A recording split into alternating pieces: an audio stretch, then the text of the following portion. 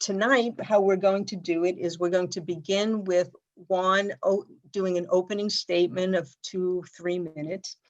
And then after that, I will go into the formal question period. Now, the situation is we had probably about 100 questions submitted. So some have been combined. Some we were very specific to a particular area. We might have eliminated that. We've done the best we could to have the broad issues that are percolating at this point. If you've submitted a question and it didn't get included, or you submitted a question and it was included and you didn't feel it was adequately answered, tomorrow you will be getting an email, a summary of what happened today, and you'll be invited at that point to respond to that email with your questions, and Juan will answer them within the next week or so. You'll either get a personal email from Juan or you'll get it from the group. So with that said, I'm now going to introduce our terrific, in my humble opinion, the Juan Figueora, who I worked on his campaign, and I am so happy to see him because I haven't seen him in a really long time. Juan, 2 or 3 minutes to give a little overview. Good evening, everyone, and thank you so much. A lot of familiar faces out there. You know, I ran in 2018, was elected in 2019 because of the hard work of a lot of people that are here. I work for you, I work for the people. My office belongs to the people, and I always respond when I get those questions. So I have no issues with responding to any questions if I don't get to them tonight. A little bit about the sheriff's office that most people, when I was in the campaign trail, don't know. It has a criminal division that does everything from dog barking complaints to homicides. We also have a civil division that does evictions, income executions, and they also do the pistol permit section. The largest part of this office is the Ulster County Jail, where we have right now approximately 130 corrections officers in the county jail. And it's a 458-bed facility. When I first took over, it was 240 inmates. We're down to 120 due to bail reform. And I'm sure there's some bail reform questions out there. We worked also with the district attorney's office and the court during the pandemic to get the early outs for people that had medical issues in the jail, so they wouldn't have the possibility of catching COVID-19 with their medical issues. We were the first to shut down a jail in this Hudson Valley area the minute we had one confirmed COVID-19 case, and we had shut it down to visitations and programs because we wanted to keep everybody safe. We have given them free money to make phone calls, and we're going to start up no contact visits within the next week or two. And those are just some of the things that, you know, we have a prescription drug box located in all of our zones. We have a detective assigned to the Child Advocacy Center. We have the cadet program, which is great, which of course, because of COVID-19, we haven't been meeting much. We have a critical incident stress team, hostage negotiating team. We have detectives. We have the drug task force urgent. We have our own dispatchers at the sheriff's office. We have a child internet safety program and water rescue. We have a K-9 team, navigation team on the Hudson River. We have 2 boats. And of course, my team that we developed when I took office, the Oracle team, which is the opioid response as county law enforcement. We also have a Marshals Task Force and our SRO program, just to say a few things. And I think I'm up with my 2 or 3 minutes, and thank you for having me. I look forward to answering your questions this evening. Thank you. We're going to start off with the first question, and I'm going to toss you a softball. This is a softball question. The tough ones are coming. First one will be a softball. What is the relationship among the sheriff's office, state police, and local police? Do their responsibilities overlap, and who has the ultimate responsibility in run-of-the-mill situations and emergencies? So we have a great relationship with the state police and local law enforcement. As you know, there's about 10 towns that don't even have a police department in the county. So the state police and the sheriff's office are the main law enforcement entities in those towns. The other town police, like the New Paltz, Town of Ulster, City of Kingston, Woodstock, New Paltz, they're full-time agencies, and we work well with them. The state police has the lab and a major crimes unit. So when we have an influx of major crimes, and mind you, the Troop F in Middletown has 5 counties that it's responsible for. So they're kind of stretched thing as well. We have to work collaboratively with them.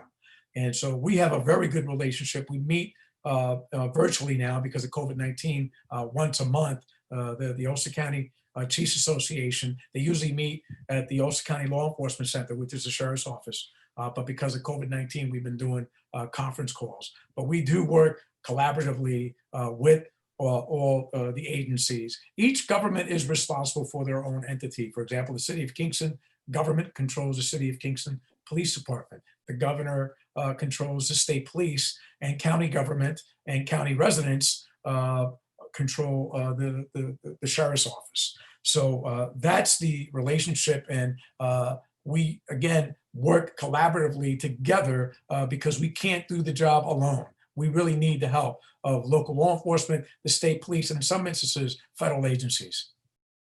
Is there an ultimate responsibility depending on a situation, or So our 911 center is first car that arrives. So it goes over the air, and if it's the state police that gets there first, then it's their case, and we go and support them in their endeavors. When KPD requests help, it's their case. We go in, we may canvass the area to do interviews for them, or we may do leads with them, as well as the state police. And it's in Ulster County, it's the closest car concept when it comes to 911. Okay, thank you. Okay, next question. This is from several people asked this: Ted, Jean, Linda, Carolyn, others. How do your policies differ from your predecessor? What policies still need to change? And how has your department responded to the changes that you've implemented? I'll start with the last one first. Like any other, major change in any entity or agency like the sheriff's office, you can't win an election or pass a test and become an automatic leader. You have to earn the respect of the men and women that work for you. And I would say at this point, 90% of the organization is on board. The other 10% is like any other job. You're always going to have that 10%, but as long as they're doing their job, I'm fine with that. As long as they listen to what the rules and regulations and the way I run my administration, they can be upset with certain changes, but as long as they do their job, it doesn't really matter to me. And so I have a great bunch of folks. There's been so many changes in leadership in a year and a half that I've taken office. And I'm very happy and proud of the men and women that work at that office. They really are hardworking, in particular through this pandemic. Here we are working 24/7. We can't work from home. We're not afforded that opportunity. We're out there. There was an uptick in crime, an uptick in opioid overdoses. And so our men and women have been working very hard, and I'm very proud to have them.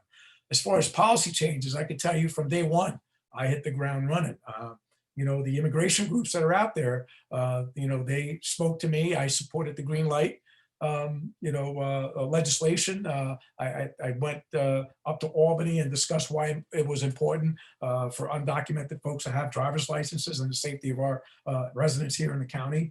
I also made a major change in the way our office deals with immigration enforcement. And as you can recall, when I was running for office, as long as your feet are in this United States of America, our great country, you have due process. And I believe that then, and I believe that now. And so I put out a new policy in regards to immigration enforcement to the men and women in our office. I've also updated our use of force policy and our investigation, misconduct, and complaints policy, which I did back in March. I also, as of today, rolled out a new equal employment opportunity compliance policy, which this office never had before.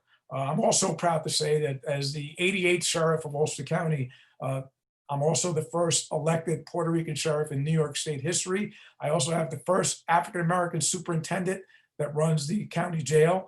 I also have the first female detective sergeant supervisor in the history of our office. And I know we all scratch our head that it's the year 2020, but these are some of the major changes. Detective Lieutenant Markowitz is the first Jewish detective lieutenant in the history of our sheriff's office. And the list just goes on. I've been hiring people of color and hiring women to the job. As you know, that's a very hard thing to do when people don't want to take these exams anymore. And I'm going to continue to do that because that's what I was elected to do. I put in for grants, and I also, help,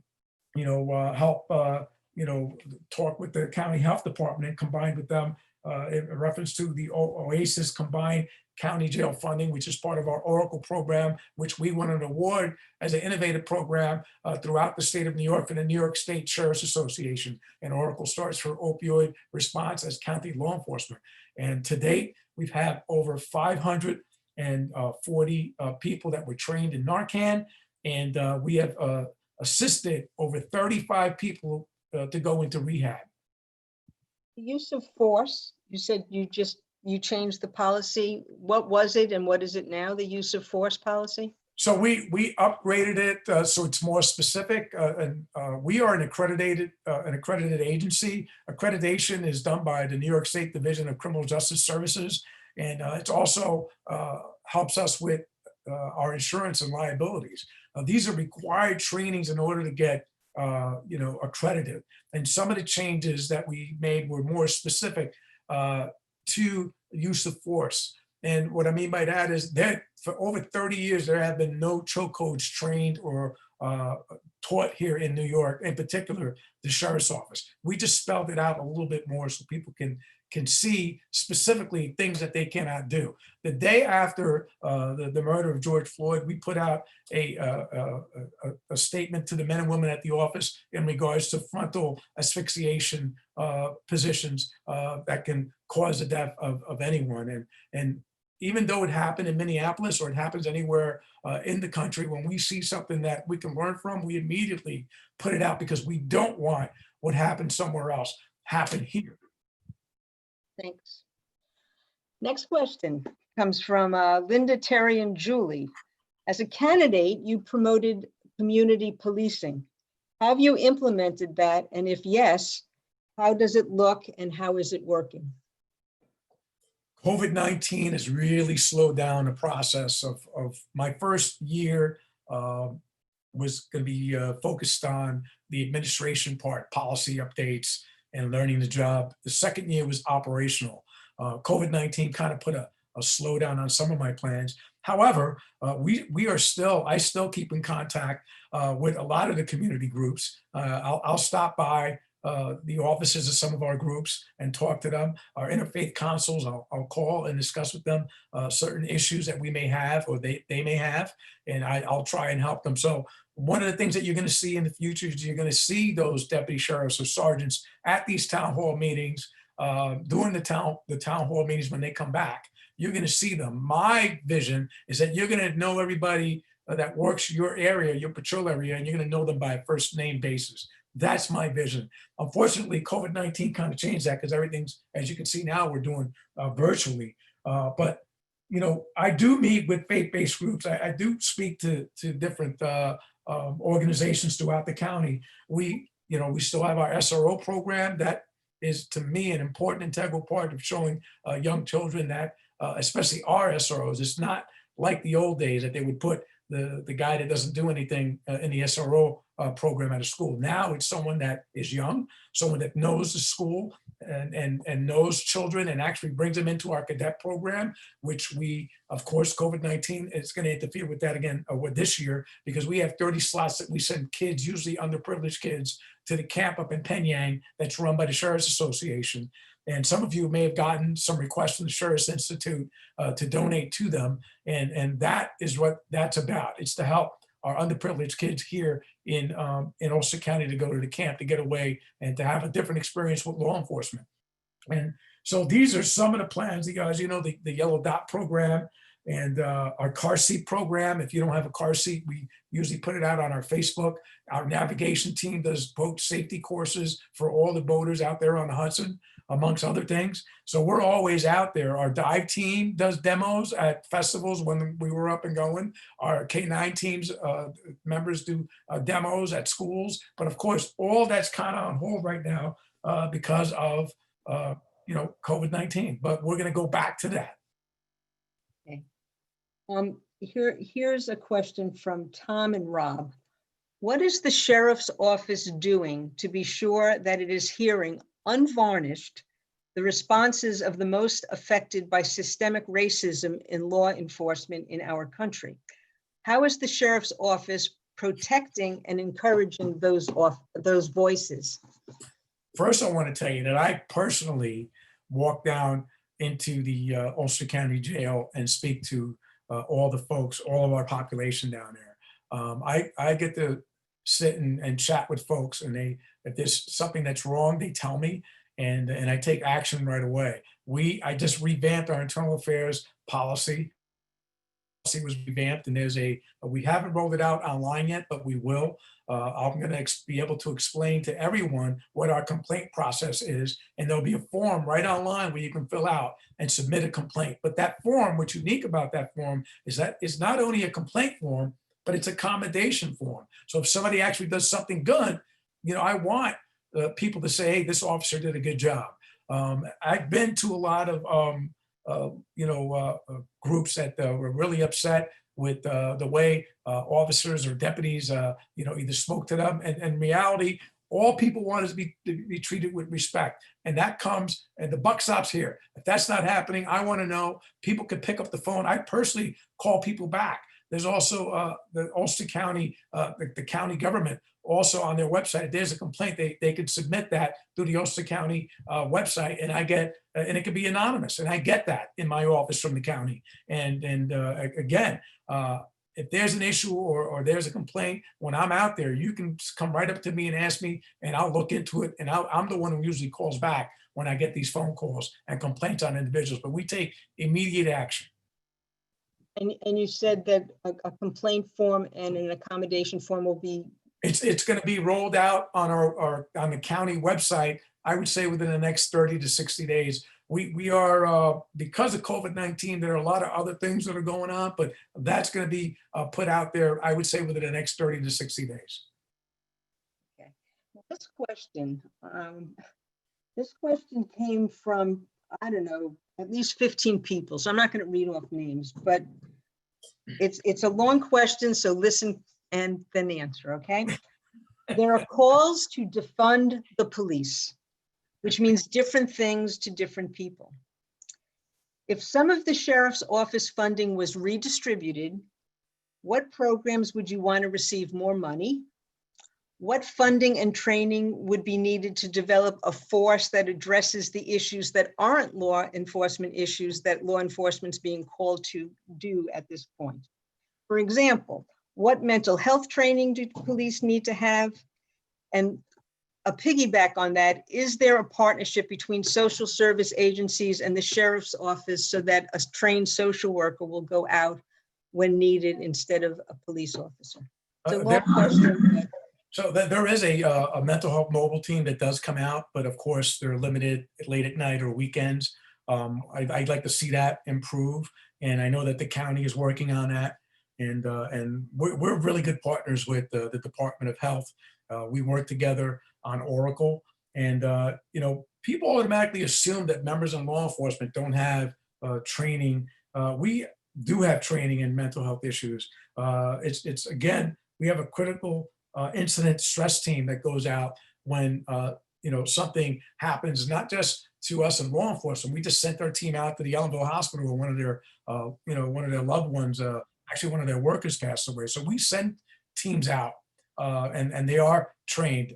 My Oracle coordinator, Wilbur Pressman, has 2 master's degrees in mental health, and he's the one that goes out and gets people into these rehabs. So, I'm lucky to have him. I'm very lucky to have him. But I'm fine if we can find the resources to bring those people on board. But I also want people to understand that that costs money. A psychiatrist costs a lot more money than a deputy does. Somebody once said, why is there a detective, up at a bridge when someone's going to commit suicide? Well, they're actually trained. We have trained hostage negotiators that go and get certified. And these are police tactics that are renowned and trained for over 20 years. And so these individuals are trained in doing that.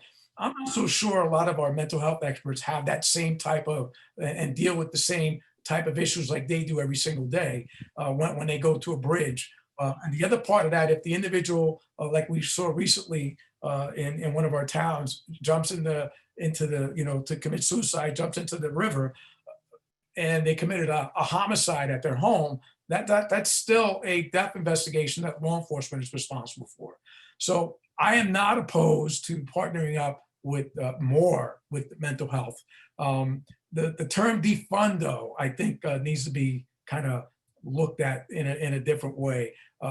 The cost of operating law enforcement to do things that we've been doing for many, many years, to shift that over, it's going to take a long time to train people up to what, doing the stuff that we've been doing.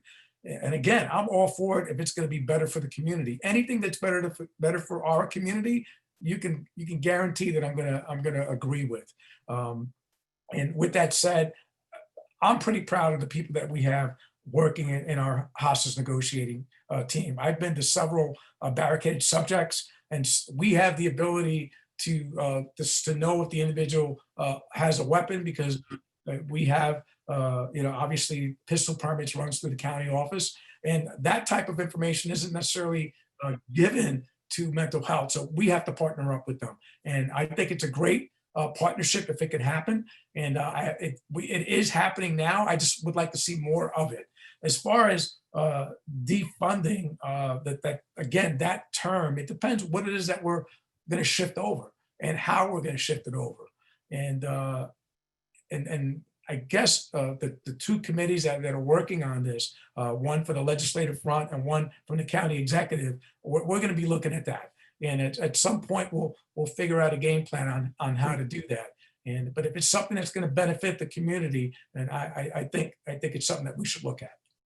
Do you feel like you have had situations where the police, the sheriff's department, has had to respond to something that really isn't really their responsibility? It really probably is more homeless services or mental health.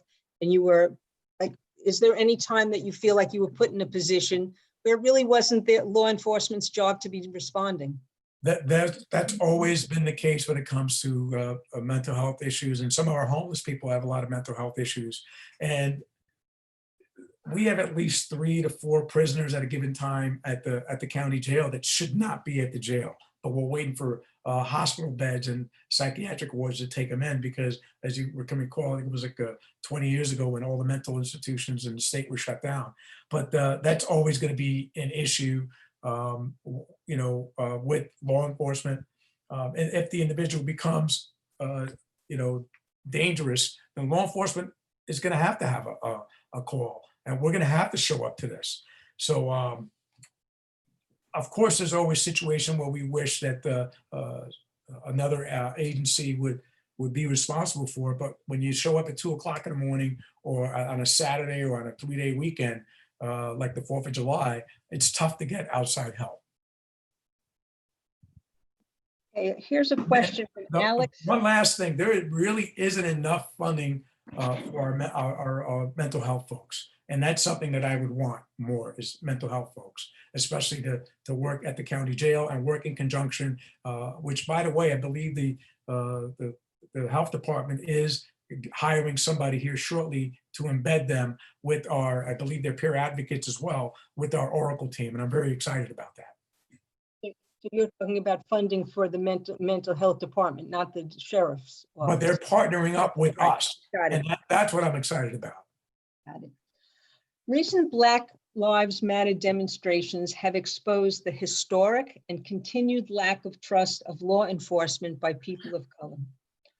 What action can local enforcement take to build trust and connection with individual members of the community they serve? Part 2 of that is, how can we help support good relationships between law enforcement and communities of color? I think the most important thing when it comes to communities of color and the underprivileged, and first and foremost, I want to say, I am completely against any type of discrimination or sexual harassment or any type of anti-Semitic, from anyone. I have zero tolerance for that. And the people in my office know that.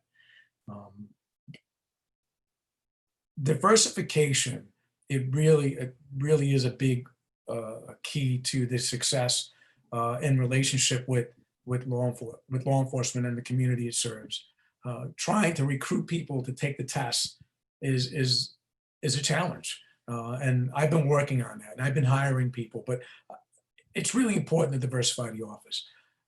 As you can tell, when I first said in my opening statements on the people that I have run in my staff, in my executive staff, we look like Ulster County does, and everybody, those individuals, and this issue with underprivileged and people of color is an overall societal issue, not just in law enforcement, in society as well as the criminal justice system as a whole.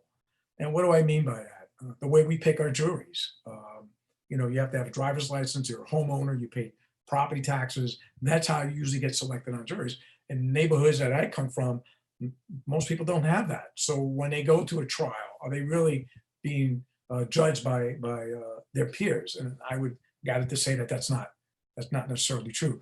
Most district attorneys' offices rate their how successful they are by their conviction rates. And I know, working in New York City and a lot of the boroughs down there and throughout New York, that some of the district attorneys will not confront a high-paid attorney, rather would do a plea deal and put the guy on probation because they don't want to risk losing a case. And again, it's an issue that is statewide and nationwide. It's really a look at our criminal justice system, at how do we select our judges? Why can't, I ran in 2014. And in 2014, if I would have won in the town of Plattico, I ran for town judge. If I would have won, I would have been the first elected Latino judge in Ulster County's history as well. So we got a lot of catching up to do with diversifying all aspects of law enforcement in order for the system to be fair to all of us, not just law enforcement. And I acknowledge, and so does law enforcement, that we have a long way to go here too. But I've started that process when I was elected in 2018. And from day one, I've been working on this. And I'm pretty proud of that. Thank you. Here's from, there were 8 or 9 people, so I'm not going to list the names of this, who submitted this. In what ways have you seen racism expressed in Ulster County? And how does the sheriff's office deal with systemic racism? What's unique about Ulster County is that we're kind of different than other counties. It is a special place. And we have people that care and that are involved. And involvement is the key word here when it comes to African Americans, Latinos, and people of color. They have to be involved. If they want change, they have to be involved. They have to go out and vote. As far as discrimination, a lot of it, and racism and bias are two competing words.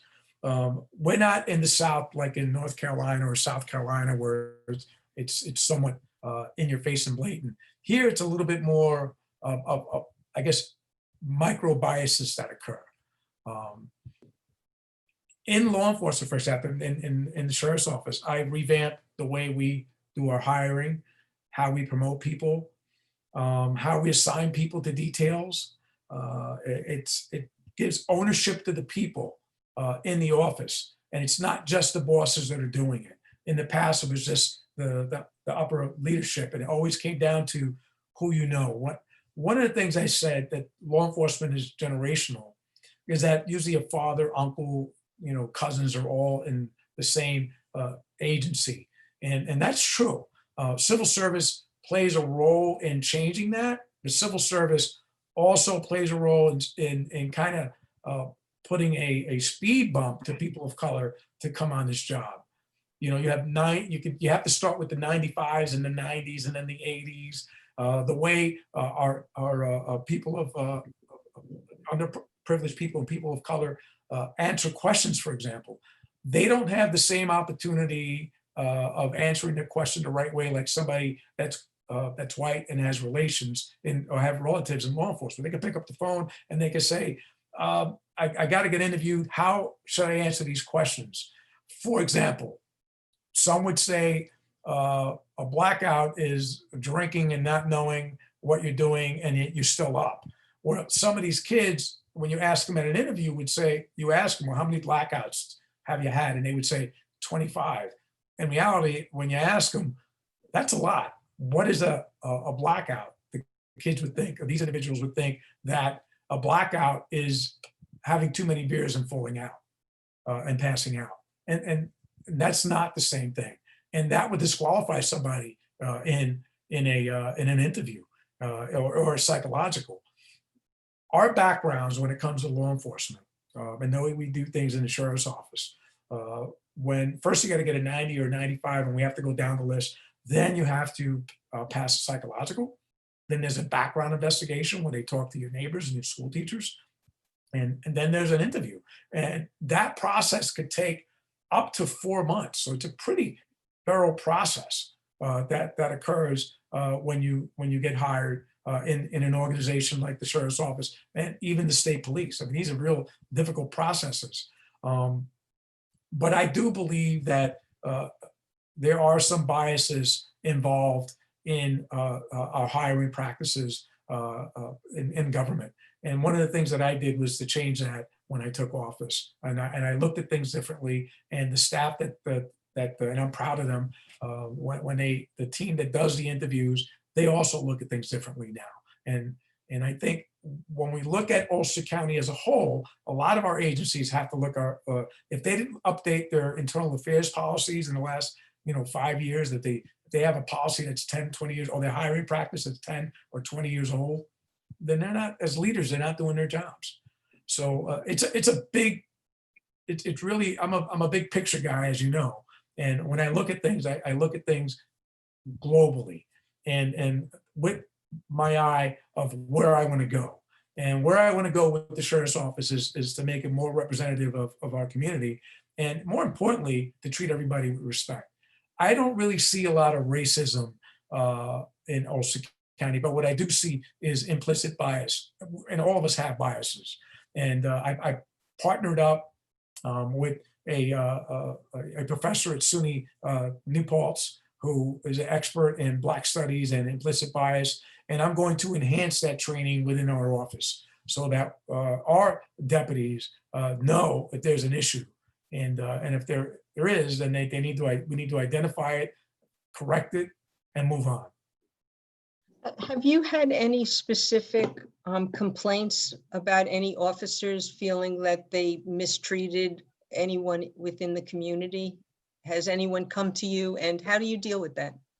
We have an internal affairs process, and yes, absolutely. We've had a few, and I think all the agencies do. It's people's rights. If somebody's rights are violated, we have to investigate that. And we have 3 internal affairs. One's a detective lieutenant, the other are 2, one's a sergeant, one's an investigator, and they're trained. They just went and got trained and got their certifications. 2 of them did this past year. And so when we get a complaint, we investigate it thoroughly. But with that said, if people make complaints, they have to come forward and talk to us. If you're going to make a complaint and then not come and talk to us, it's kind of tough for us to investigate something that you made a complaint on. We have to go, we still continue the investigation. If you don't want to come and get interviewed, we'll do a phone interview, whatever we have to do. And based on what we have, we'll make our final determination. If there's discipline that needs to be handed out, then discipline will happen. And accountability is so important. If you don't hold people accountable in law enforcement, then people will you'll have the issues that you have down south or in the larger police departments like New York City. So accountability for me is huge. A question from Joyce and Joel.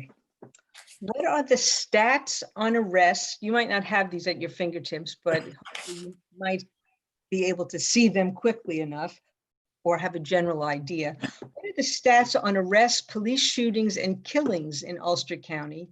And in absolute numbers and proportion of the population, how do they impact people of color? I'll say this. This summer, starting this winter in the city of Kingston, we'd had a tremendous uptick in violence. As I'm sitting here, I got text messages that there's another shooting in the city of Kingston. In order for law enforcement to accomplish their jobs, we have to have the trust of the community. People have to come and tell us what occurred in order for us to do our due diligence and go after the person that committed this crime. If we don't have that trust, then they won't come and talk to us. And we will have the individuals that are responsible for these shootings in the city of Kingston continue to do what they're doing. And there's a lot of history there that is not going to change overnight, but it has to start somewhere. Communication with people is the most important thing. They have to have my trust. I tell them when I see them, look, I'm a man of my word. If you give me information and you don't want to have your name given out, I'm fine with that. But also understand, in order to prosecute a case properly, we need witnesses. The witnesses need to tell us what happened. I just can't say that's the person that did it without anybody that witnessed the crime. As far as numbers, all I can tell you is the numbers that we have at the Ulster County jails on arrests. And the population is about 182,000. And of course, that number is much higher because of the second homes that we have from residents of New York City when they come up in the summertime. But we have 182,000 people in the county. And percentage-wise, you're looking at about close to 90% Caucasian and about 10% that are minority. At the county jail, we have about a ratio of 70% that's Caucasian and about 30%, 28 to 29% that's minority. So as you can see, that number is higher on the minority side of it. And it has a lot to do with the arrests that occur in the city of Kingston, because that's where the majority of our minority population is. But we do have some from Ellenville and some of the other areas. But that is an issue that the criminal justice system is trying to fix itself now with bail reform and criminal reform. And these two committees that are meeting, the county executive criminal justice reform commission and the legislative committee are both looking at how we can change it. I go back to the overall criminal justice system, how it has to get revamped. As far as police shootings, I did look at that a while back. And as far as the sheriff's office is concerned, I think we had 3 shootings in 20 years, and they were non-lethal. One was I believe it was 1 African-American and 2 Caucasian males. But don't quote me on that. I'm just looking at what I recall, which again, we don't have the same issues that an inner city has, like New York City or Newburgh. Kingston, of course, is an ongoing issue. And again, it's something that we all need to work together in order to, communication's key with the public. If you don't tell us what's going on, it can happen to one of your family members. And that's one of the things I try to tell folks when I'm out there. I'm thinking the uptick in the latest shootings are, because I know there were a couple of killings, some murders that the community wasn't cooperating. And it's, of course, goes back to lack of trust of police enforcement. How can police engender more trust so that the community can be protected by giving you information? Like The that kind of falls to law enforcement, doesn't it? It does. And the most important thing is, again, it goes back to accountability, your internal affairs program, your complaint process, and your transparency. And if you don't have that, if you don't start that communication with our communities, then you're going to have that lack of trust. And diversity. You need to diversify your police force. You need to look like the people that you're representing and that you're working for.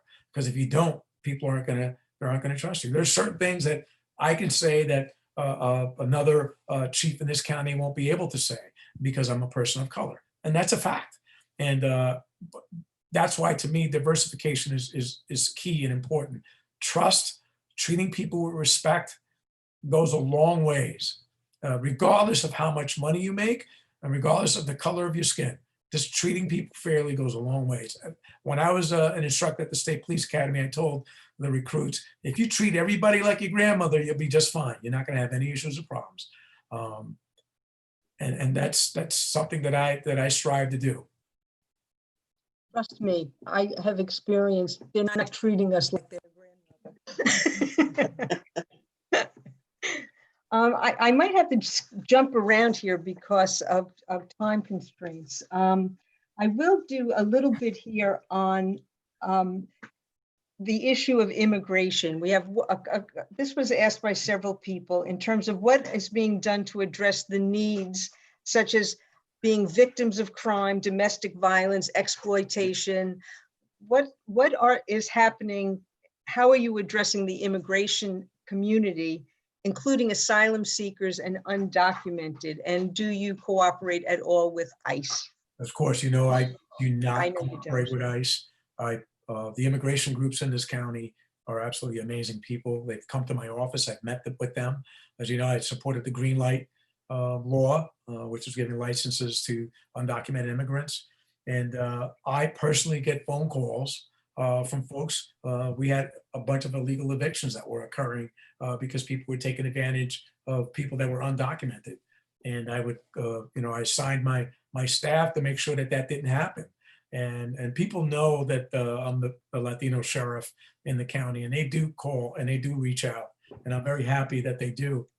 I also talk with, I try to reach out to our Spanish media, like Kingston Radio. I got interviewed when I was up in Margaretville for a conference on opioids by La Voz.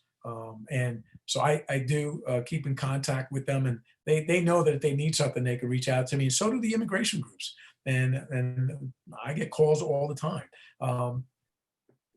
We need to do a better job of getting better Spanish speakers in my office. We do have another young kid that just came on board that speaks Spanish, so I'm not the only one. We do have Spanish speakers on the correction side, but on the criminal division side, it's just a couple. But I'm working on that.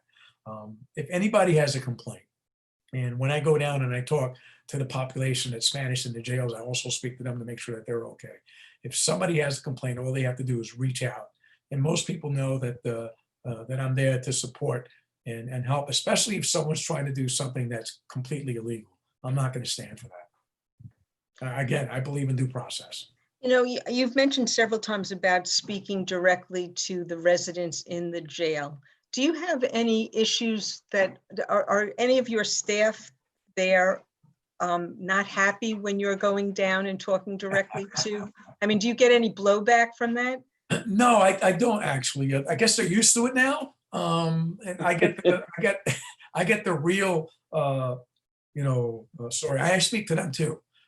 Right now we're shorthanded at the jail. We haven't hired anybody in quite some time. Obviously, bail reform started in January, and then with COVID-19, the courts shutting down, and the courts, understandably so, not sending anyone that may have any medical issues into the county jail. But thank God to this day, we have zero COVID-19 cases at the jail, whether it's the staff or the population. I'm very proud of that. And I'm very proud of the men and women that work at the corrections staff there. They do more than just corrections. They're part of our dive team. They They're part of our, emergency response team.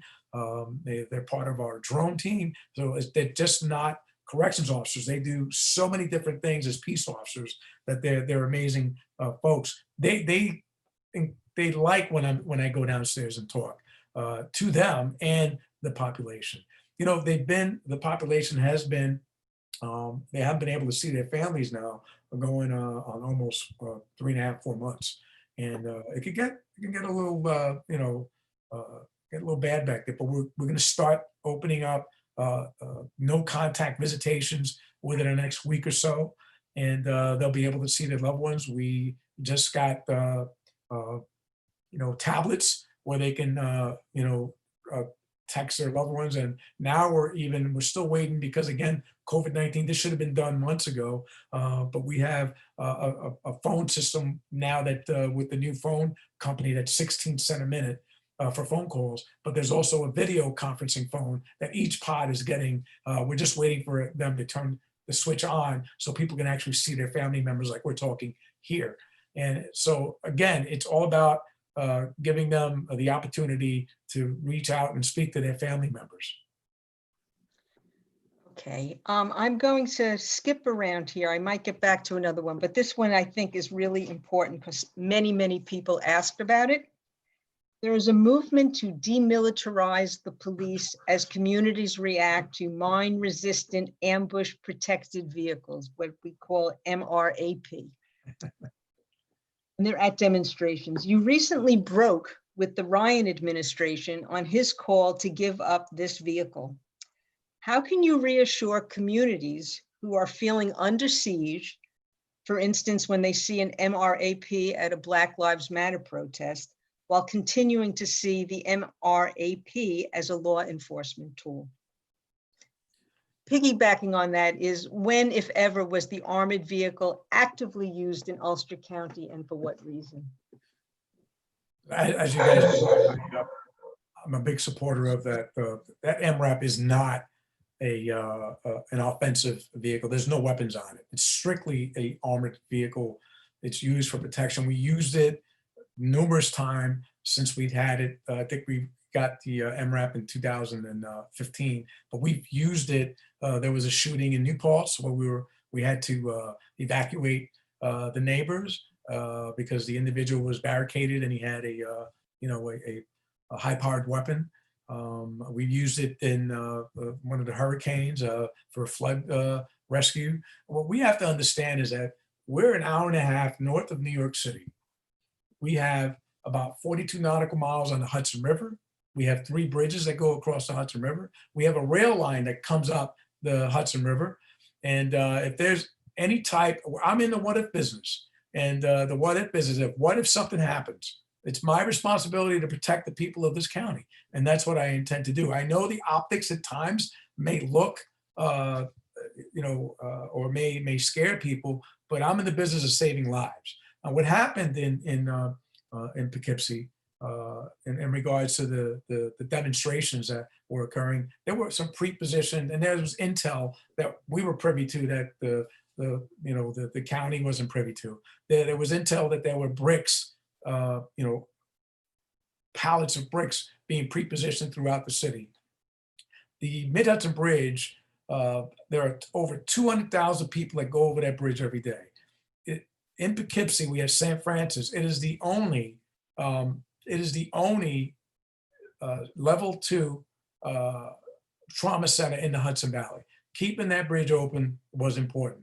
We were called to assist the Dutchess County Sheriff's Office because after the initial march, there was a large group that remained and they were circling the jail.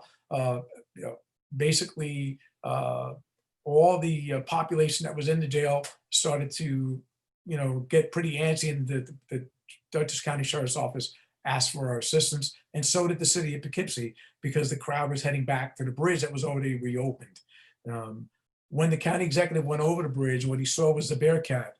Ulster County can't afford a Bearcat. The state police has one. We do not. Our vehicle at that time was on our side of the river. But once the Dutchess County Sheriff's Office and the city of Poughkeepsie requested assistance, I made the call to send the vehicle over there with our team in case something happened. That bridge has to stay open.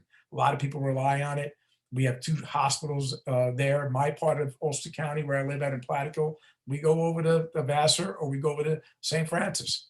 So this vehicle is used for hostage situations and rescue situations. And God forbid there's a school shooting. We had a mall shooting in the past. What if there's a shooting in one of our churches? So, and the safety of our people is my job, and that's what I get paid to do.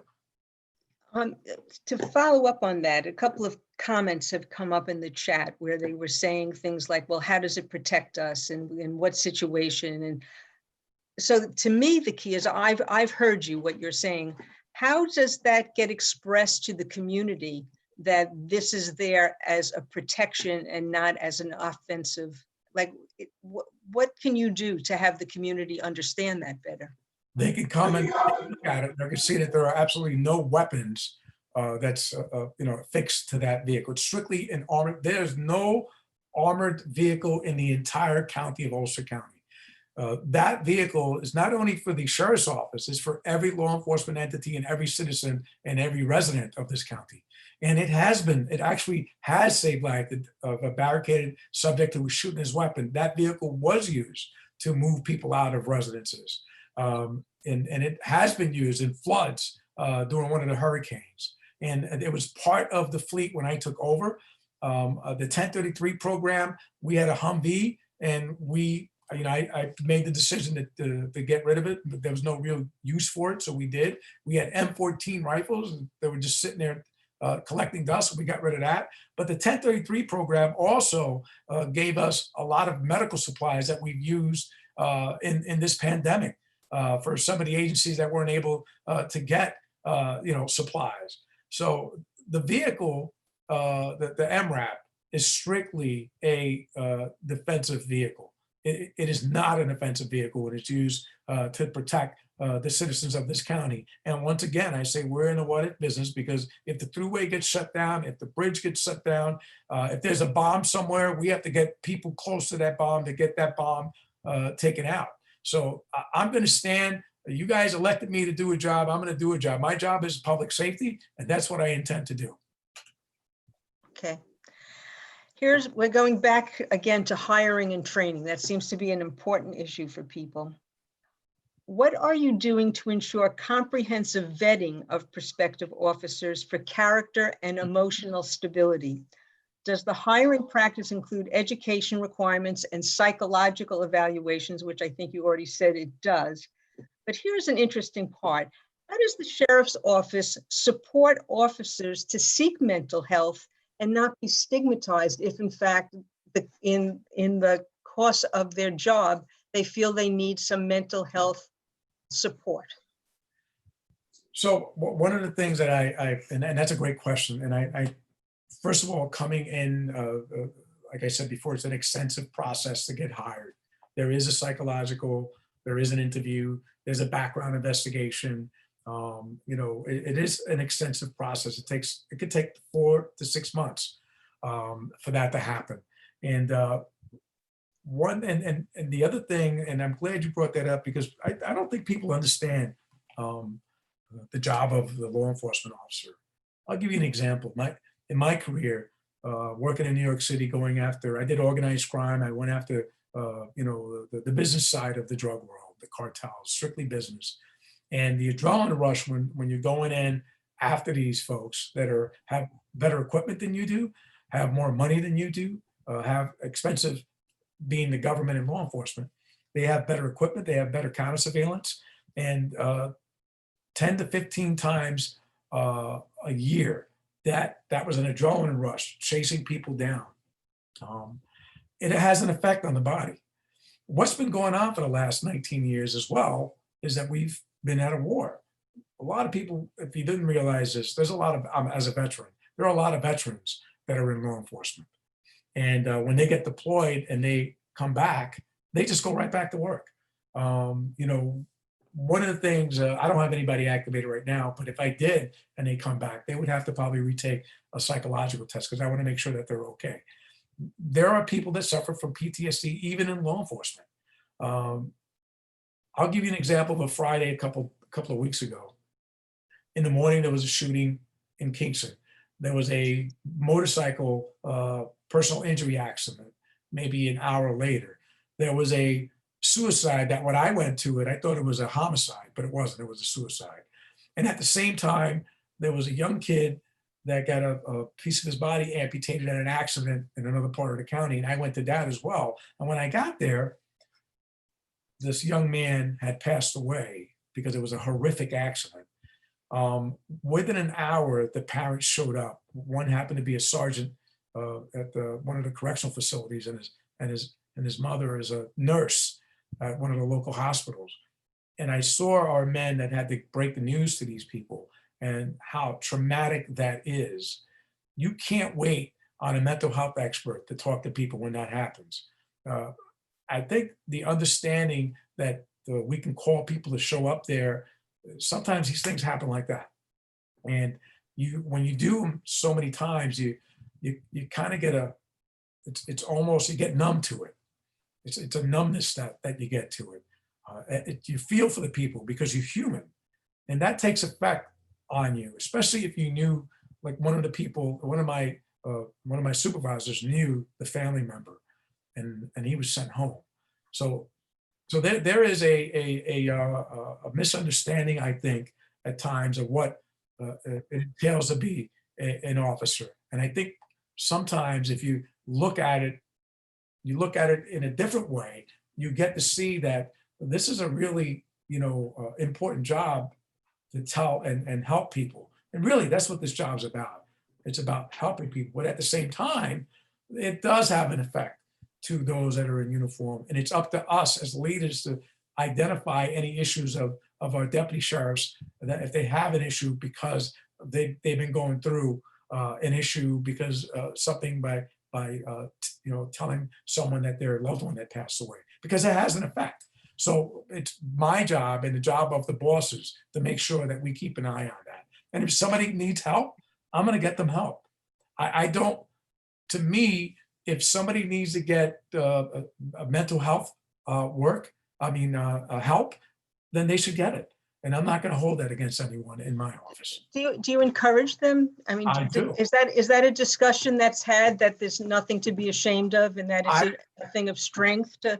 I've sent people to get help, especially folks that have been deployed and came back and suffer from PTSD, both on the correction side and the criminal. Every agency has the same issue.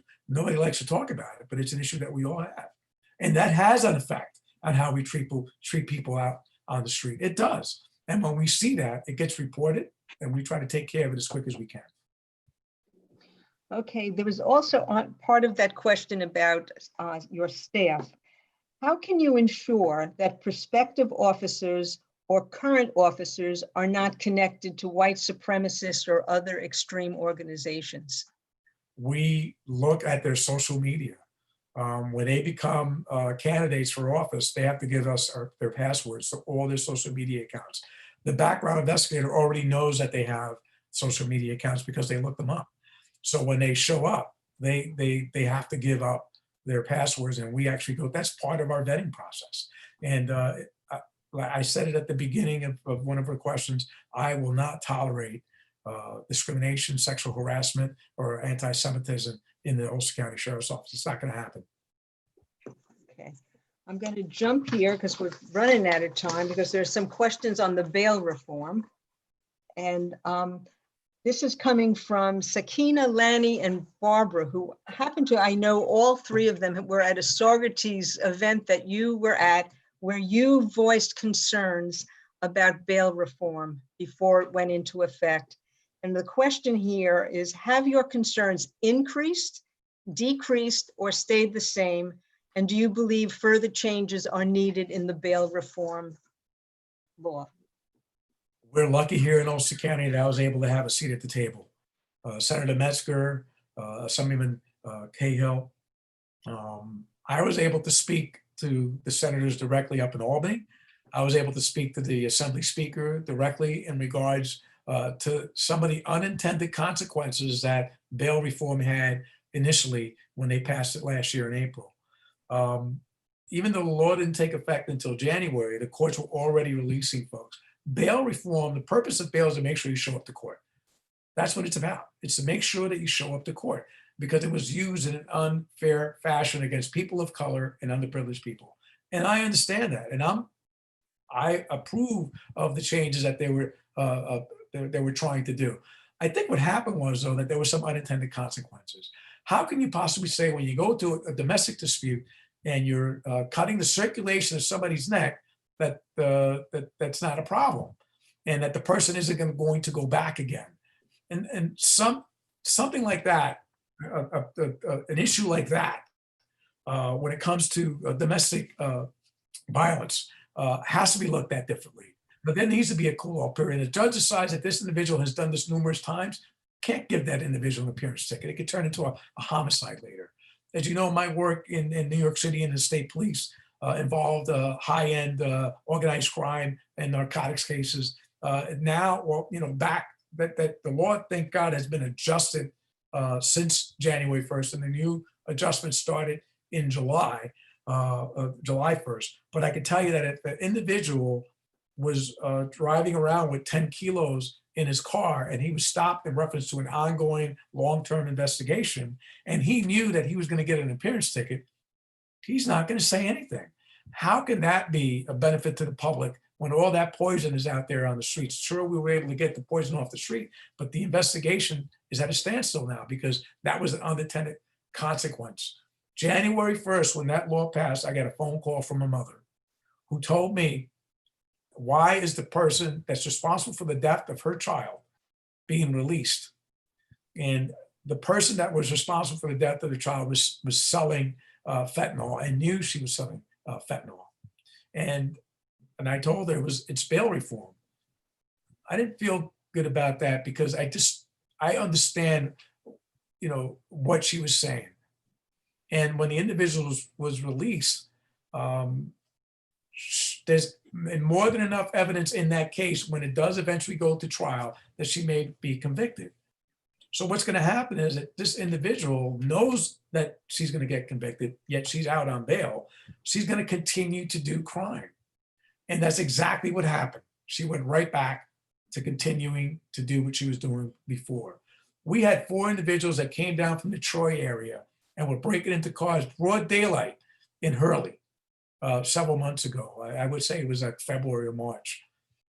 We caught them red-handed. We arrested them, and in the car was appearance tickets for the exact same thing, breaking into cars.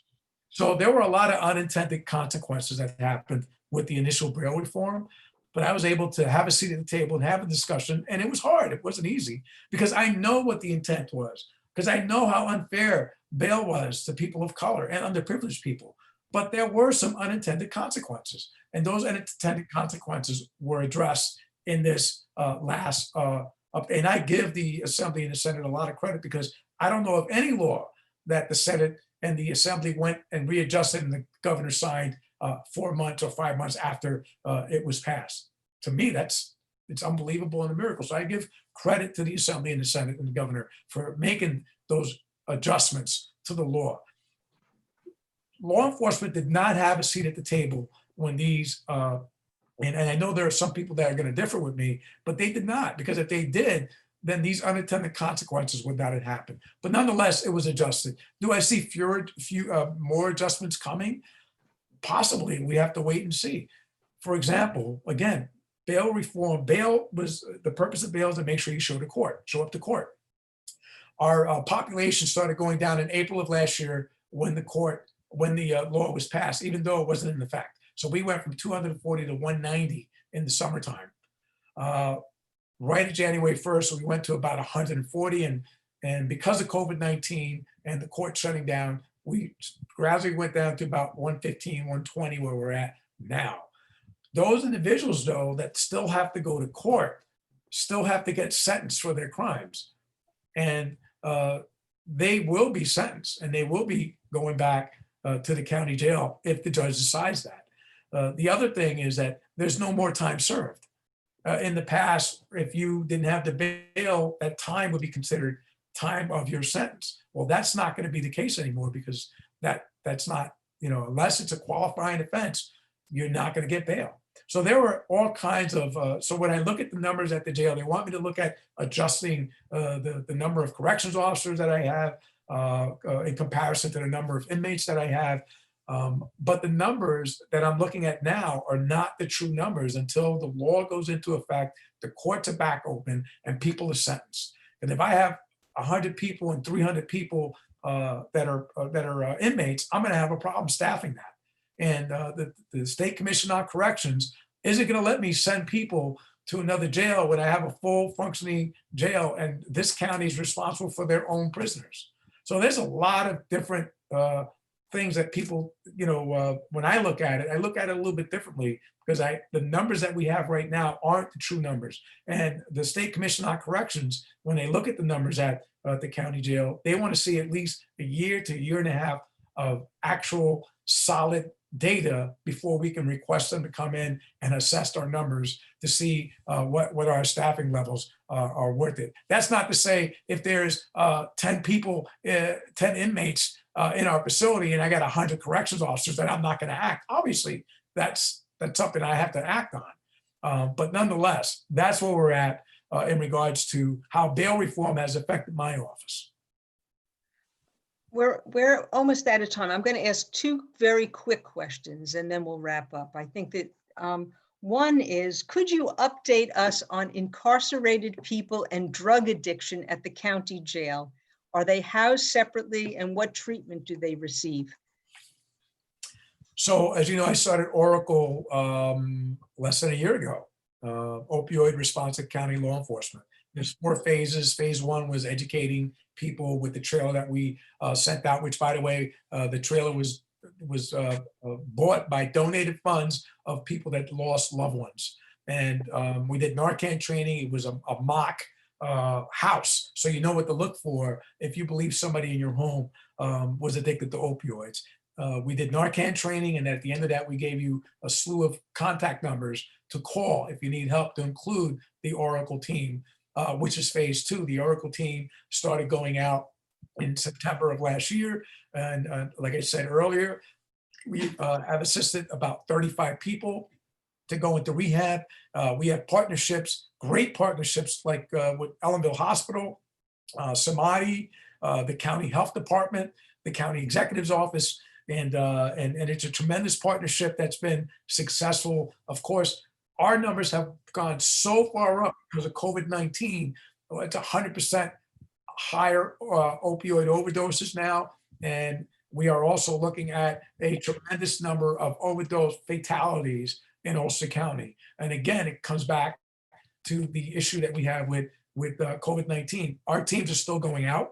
We're still doing what we have to do. But when they come into the jail, that was phase 3, which started in January.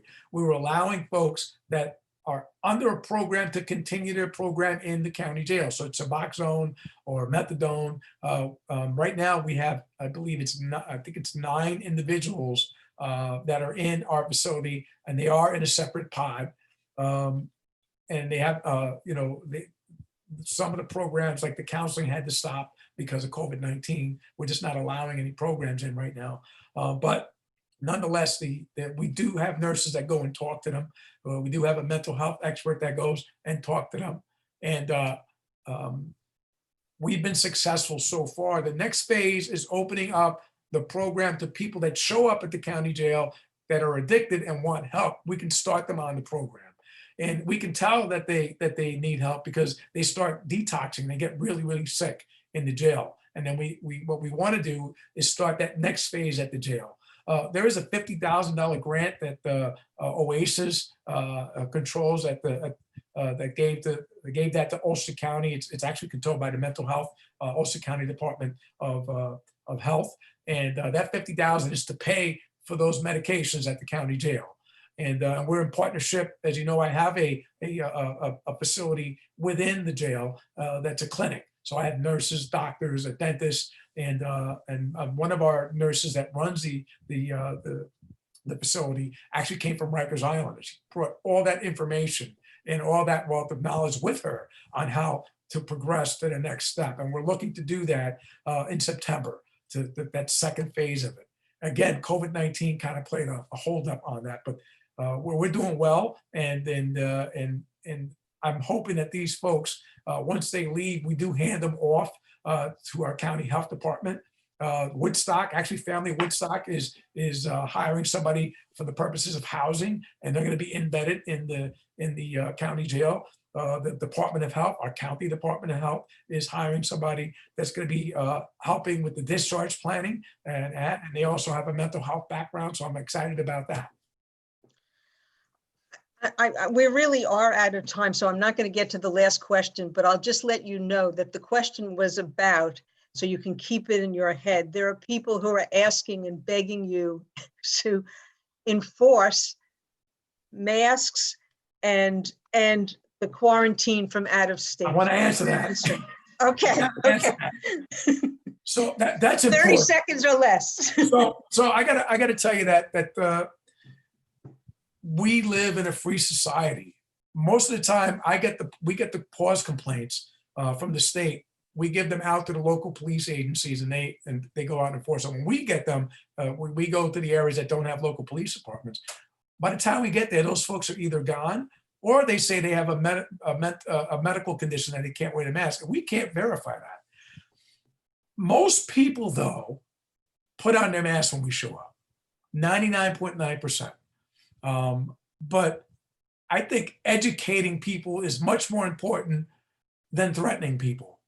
And the other interesting thing about the pause complaints, and also the governor's executive order in regards to police reform, none of these are enforced by the state agencies, which all of us in local law enforcement are like, well, how's that fair? So what we do, though, if I even go down the road, I'll get on the mic and ask people to put their mask on. Please put their mask on. But it's tough when you live in a free society. It's tough to know that somebody just flew in from Florida. How do I know that? I'm the sheriff, our deputies. Even my own folks, we have to constantly remind them to put their mask on, because it's something that we're not used to. In some instances, it's just a mistake. They may have left it in the car. They go back and they get it. But we are trying our best to enforce it. Okay, thank you. This is going to wrap it up. I just want to remind folks that that if you have questions, because we didn't even get to all of the questions we have here, there's going to be an email going out tomorrow. And if you have questions, respond to that email. Juan will respond. I also want to remind you that Juan will be having more town halls. And last but not least, I want to thank Juan for doing this with us tonight. And if in fact people want to take off their mic and say, thank you, Juan, feel free, because I'm going to applaud. Thank you so much, Juan. Thank you, Juan. Thank you, Juan. Thank you, Juan. Thank you, Juan. Thank Thank you, Juan. See you soon. Bye. You're amazing. Thanks, I'm Juan. so glad we're Take so care, guys. lucky. Great to see all of this you. time while Thank we were you. home and keeping us safe while we stayed home. Yes. You all went Thank you, out to guys. work every day. You're essential. Hello, Ruth. Sees you. Say hello. Thank you, Jane. Thank you. Thank you. Thank you. Thank you, Christine. Bye. Thank you, Thanks, Juan. Juan. Thanks a lot, Great Christine. job. Thanks, Christine. Great job. Thank We you. love you. Thank you, Guys. Christine. Bye. Thank you, Bye. Juan. Thank you, everyone. Take care. Bye, Juan. Bye, Thank you all for Christine. coming. Bye, everybody. Bye.